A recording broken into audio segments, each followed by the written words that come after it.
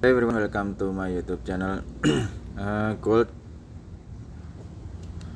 untuk hari ini sesi Asia. Kita lihat di high time frame. High time frame dia masih berada di atas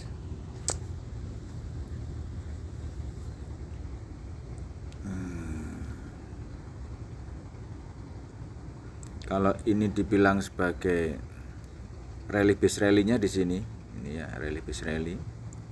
Kemudian jadi ini rally ya, terus ini ada base, and then kemudian ada rally lagi. Ini rally base rally-nya seperti ini. Oke.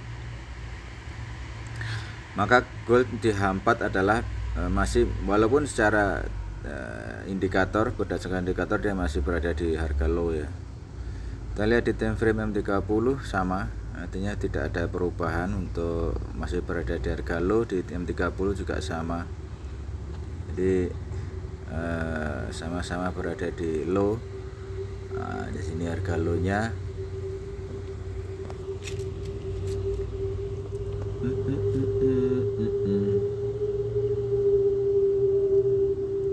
So ada COC sell di harga gold M30 time frame.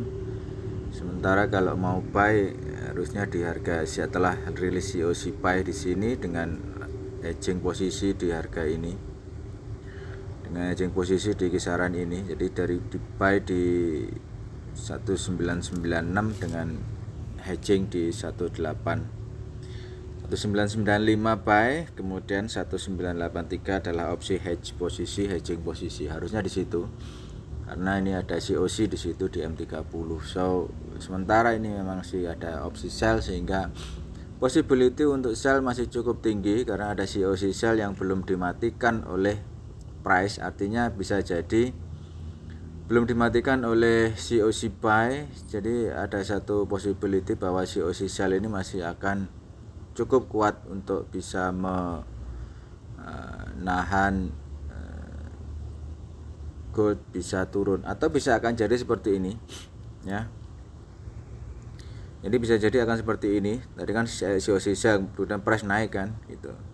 Bisa jadi dia turun kemudian naik lagi. Di sini ada COC buy yang akan dimatikan lah. Sementara kan di harga ini kan tidak ada. Nah, seperti ini. Jadi bisa jadi seperti itu. Di sini naik ini naik ya, seperti ini naik kemudian turun kemudian dimatikan lagi. Jadi di sini dia dimatikan lagi. Jadi bisa jadi seperti itu. Dari sini dia turun seperti ini. Nah, jadi possibility-nya bisa jadi seperti ini. Kemudian nanti di antara ini nanti akan ada COC. Nanti di sini akan ada COC buy. Oke. Nah, kalau kita lihat di time frame pendek, kalau kita mau sell maka harusnya dilihat di time frame pendek. Di time frame pendeknya M5 tidak ada COC, belum ada COC, bukannya tidak ada, tapi belum ada. Di M15 juga belum ada, sehingga COC ini masih, ini sudah seperti ini sudah dimatikan. Kalau ini kan sudah dimatikan dia. Ini sudah dimatikan oleh ini COC buy. Jadi sehingga kalau opsi hedging itu sell di sini kan, kemudian hedge di posisi yang ada dimatikan ini. Jadi sekitar berapa ini? Sell di 1998, hedge di 2010 gitu. Ini kalau mau hedge di arah situ. Oke. So hedging posisi di M15 ini memang bisa dibilang walaupun M15 yang namanya gold jaraknya bisa 1000 lebih. Artinya kalau di currency, kalau di pair itu bisa 100 lebih walaupun di M15 ya gitu. Karena gold tentu pergerakannya lebih ekstrim itu. Sebenarnya hedge posisi karena main system yang kita pakai kan hedging ya. Jadi saya masih pakai bukannya masih tetap pakai hedging posisi, karena ini menurutku hedging ini lebih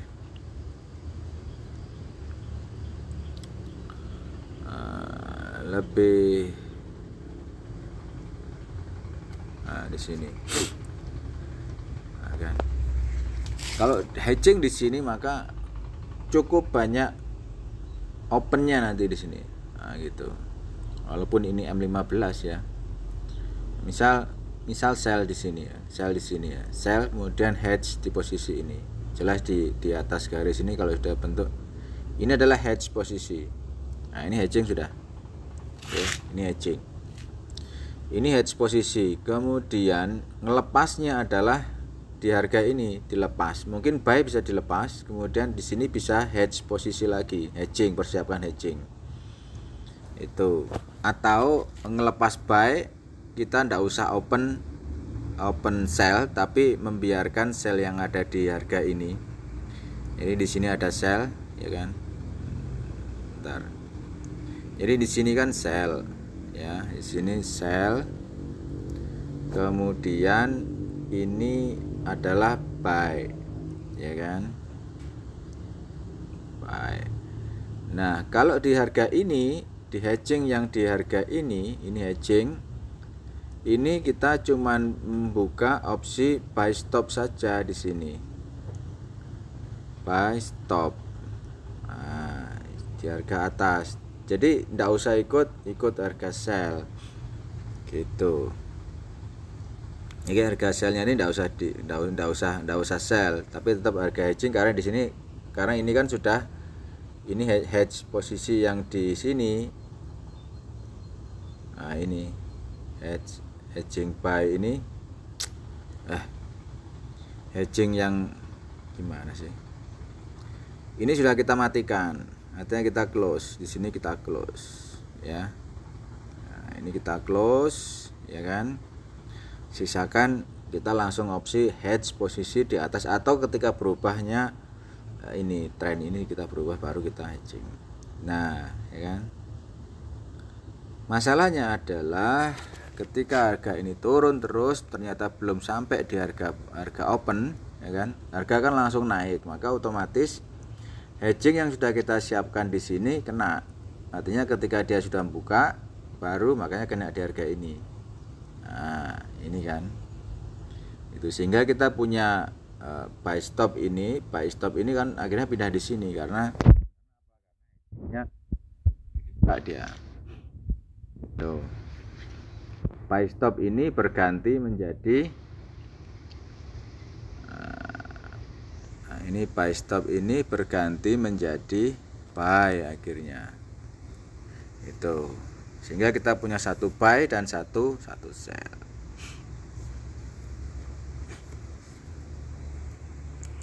Oke. Itu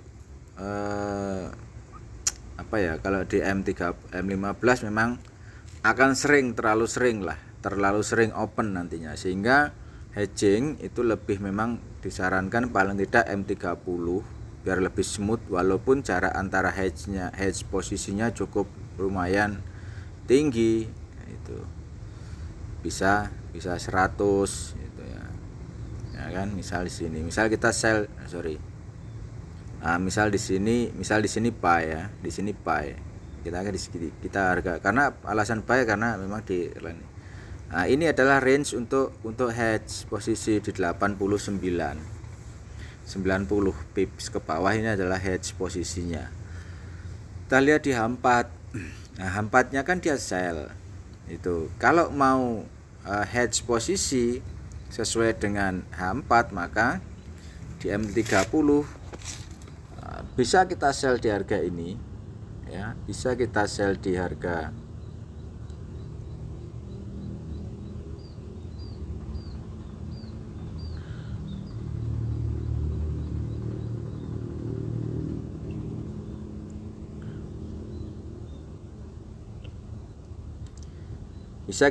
di sini, ya kan?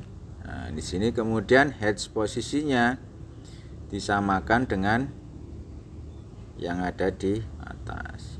Hedge posisi di sini, garis yang di atas 82. ini hedge posisinya di harga itu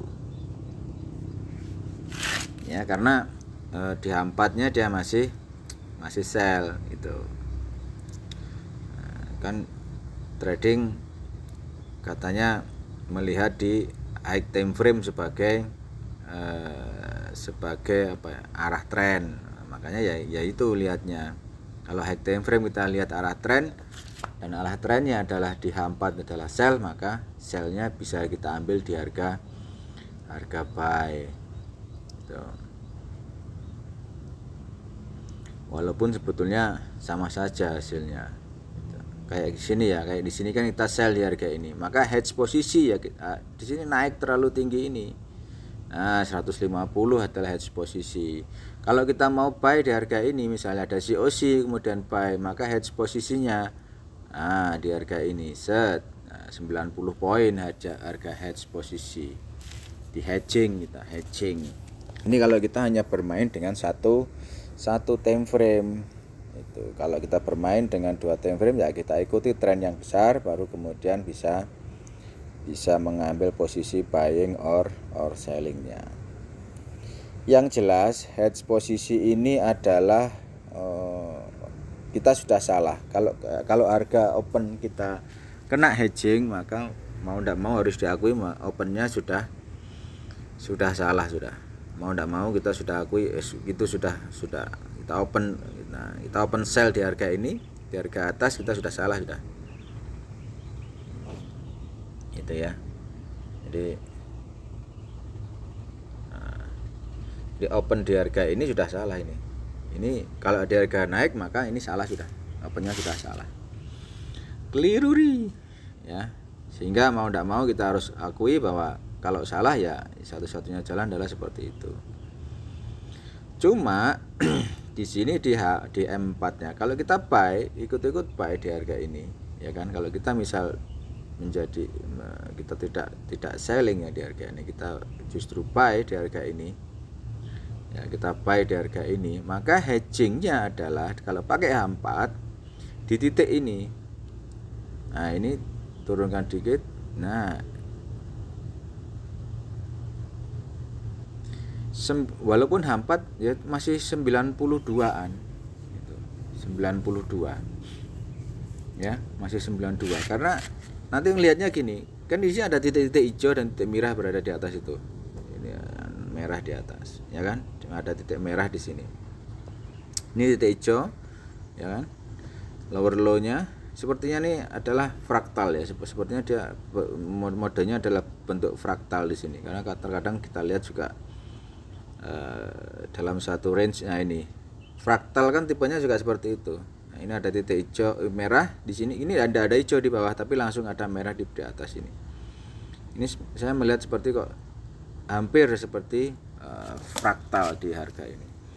Jadi indikator fraktal sepertinya. Jadi bisa dibilang ini bisa sebagai alat bantu kita untuk menentukan buy sellingnya. Kebetulan karena di sini adalah titiknya di bawah, ya kan? Di sini titiknya di bawah, di M30 sinyalnya adalah buy karena berada di atas, karena berada di line biru, line hijau ini.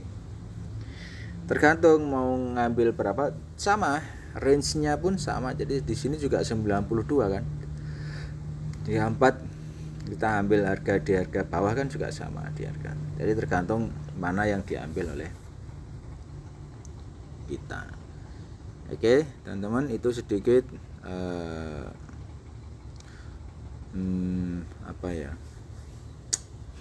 sedikit yang bisa saya share untuk pagi hari ini. Yang jelas saya bisa bilang bahwa trading itu tidak mudah ya, sulit sekali, sulit. Kita harus memahami berbagai banyak macam faktor itu ya. Jadi lebih baik mempergunakan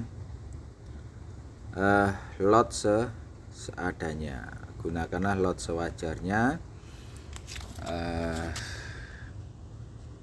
agar hasil tradingnya tidak boncos kan gitu. Kalau punya dana 4.000. Nah, kenapa saya narik garis seperti ini teman-teman? Karena memang price itu rata-rata dia akan kembali ke 50%, ya. 50% dia akan kembali gitu. Nah gini, rata-rata akan kembali, dia pasti kembali dia 50%. Jadi 80% nya tren itu yang 80% dia akan kembali ke 50%, ya. Jadi dari harga atas ini 50% nya di sini. Jadi kita bisa pergunakan ini untuk kita tarik terus. Misal di sini kita tarik, mau buy ya, targetnya di mana? Ya di box hitam ini, di harga middle 50%. Sama kalau kita misal buy di sini, targetnya di mana? Targetnya nanti di harga middle juga, di 50% adalah target areanya. Gitu. Ya, dan di sini di harga yang tadi, ya, di harga ini kan sama, kena ini. Ya, di harga ini kan, di sini dia belum kena target. Misal buy di harga ini belum kena target kan. Nah, kalau kita buy di harga bawah ini, maka kena target sudah. Ini. Nah, pertanyaannya sekarang, dia mau naik, trennya naik atau justru turun ke bawah? Itu. Jadi sekarang tinggal buying or selling, tergantung kekuatannya aja, buy or sell di harga ini. Karena biasanya 50% itu digunakan untuk area pantulan, rata-rata digunakan untuk area pantulan. Itu area pantulan. Sehingga kalau kita sell di harga ini, maka ini adalah stop lossnya 90 poin yang kita pakai nanti. Rata-rata 90 mesti kembali ke 50%. Apapun jenis pairnya ya. Kita akan coba ya, ini A4 ya, lebih enak kalau A4, kalau A4 lebih smooth. Ini aja, perhatikan, ini kita naik, ini kan dari bawah belum kembali kan. Nah, di harga ini dia belum kembali ke 50, kemudian di harga ini juga belum target. Nah sekarang ini, bentar, ini kita hapus dulu. Nah, sekarang ini set. Nah ya, ini jangan melihat di harga yang ini. Oh ini udah 50%. Enggak, kita lihat harga yang sekarang. Karena harga tertingginya di sini, sehingga kalau mau sell ini, ausi sellnya nanti targetnya adalah di 6494. Ya, di 6593 ini untuk selling, ya 65 berapa ini? Bentar. Di 6539 kita selling, ya 6540 0640 sell. Kemudian TP-nya nanti di 6494. Ini kalau kita ngambil di sini. Nah, terus SL-nya di mana? SL-nya ya di atas. Harga atasnya. Ini SL. Tipis 16 poin. Ya, cuma 16 poin SL-nya. Atau kita hedge di posisi itu, ya bisa gitu, bisa. Kita lihat lagi, ini menarik ini perhatikan yang di sini. Ini kita ngambil di harga ini kan, set, tarik ke bawah, ya kan, kena dia 50% target. Setelah itu harga turun, sell di harga 50, turun kan. Itu ya, jadi harga itu pasti kena, dia 50% itu pasti kena, kembali mesti ke harga 50%, mau tidak mau dia pasti akan kembali. Nah kalau harga belum kembali, maka yang kita lakukan adalah melakukan satu range panjang. Kita lihat range panjang, belum. Nah kayak ini, kayaknya range panjang ini. Nah ini range panjang, artinya selama perjalanan dari range ini belum satu pun yang mengenai target. Nah ini bisa kita pakai nanti untuk targeting Aussie H4 di blok yang di harga ini, pas nanti harga nanti akan ke sini nanti. Itu harga pasti akan ke sini. Jadi kalaupun kita selling di harga setiap, jadi opsi sellnya, opsi buy-nya setiap ada bearish engulfing buy, terus ya ada bearish engulfing mesti buy, itu hedge posisinya di situ terus, ya kan? Karena ini kita tarik terus kan, misal di sini buy, ya kita tarik harapannya oke ada bearish harga naik, ternyata kan enggak kena harganya, kan dia di sini kena ini masih lower low kan, ya kita tarik lagi di sini, kita buy lagi di sini, hedging lagi di sini, di bawah harga bawah ini di hedge lagi, ya di hedge lagi. Itu karena pasti akan naikin nanti 50% harga ini pasti akan naik. Aku pakai broker apa ini? Ntar brokernya overrect.com. Oke ya, pasti akan naik nanti harga. Dia akan ke 966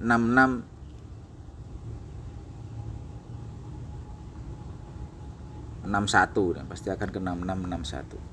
Nah, makanya kita lihat di possibility-nya di M30 ya.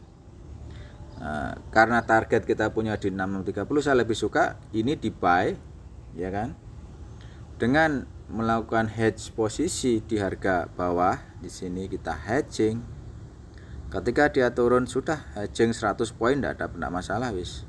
Nah, 100 poin lebih ini enggak apa-apa, 105 wis. Gitu.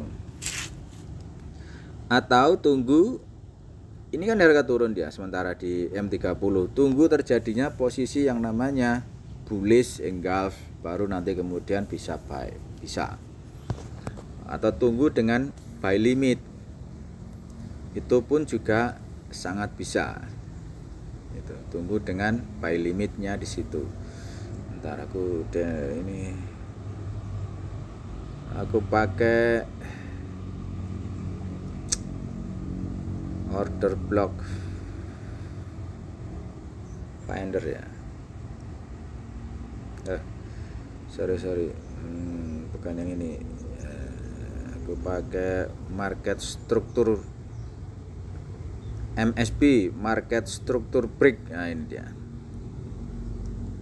Market. Nah, ini menguatkan. Artinya market struktur ini menguatkan posisi untuk bisa kita buy. Karena gini, ini dia sudah kembali ke harga yang di sini kan. Dia sudah kembali ke order block. Jadi bisa buy di harga ini. Itu ya. Saran saya bisa lakukan ini, bisa kita lakukan opsi buy di Aussie, targetnya nanti di 660. SL, tidak usah di SL, pakai aja hedging walaupun 100 poin, doesn't matter. Kecuali kalau teman-teman mau pakai SL, dipersilahkan. SL-nya pakai aja yang terdekat. Di mana terdekat? Ini ada order block toggle loh. Ini aja, sini aja SL 40 poin. Karena ada order block cukup tebal di harga itu. Oke, have a nice day ya, bye.